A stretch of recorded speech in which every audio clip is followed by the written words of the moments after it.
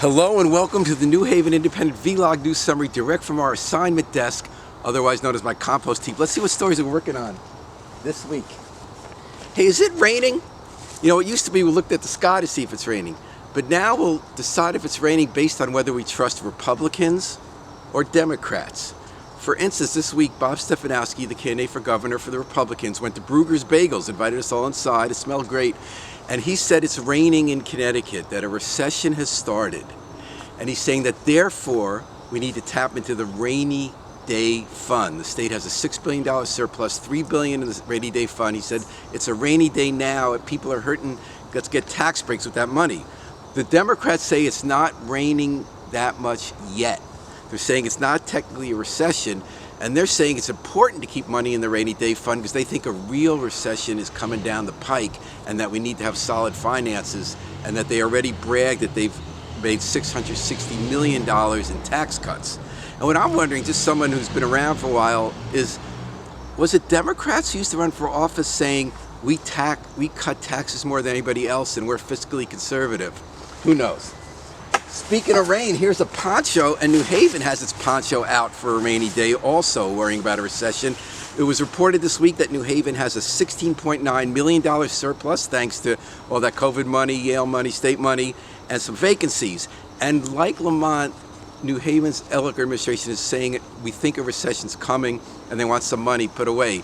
Now, a lot of people do agree a recession's coming, and I think that when Tropical Storm Vladimir recession occurs, we're going to be ready in New Haven, because we might forget this sometimes because we argue so much, but we are a loving, caring city. It's very special. We proved it at the beginning of the pandemic in 2020, and I believe that when the storm comes, we'll be ready again. Oh, I got to make a phone call. I hope you don't mind. Hello, Frontier? Hi, my service isn't working. Everything's screwed up. Can you help me? What?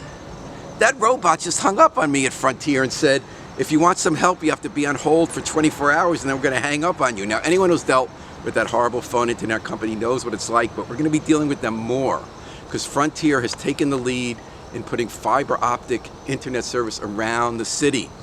There's an irony in that. So because they're doing it, the city government says we're no longer going to try to build a municipal broadband system.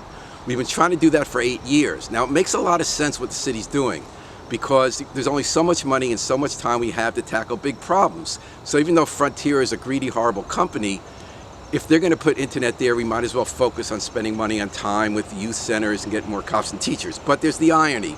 Frontier, we almost did have municipal broadband. We're trying for 8 years to replicate what they did in Wilson, North Carolina, Chattanooga, Tennessee, where that municipal broadband eases the digital divide, keeps rates low, and makes all sorts of new business possible.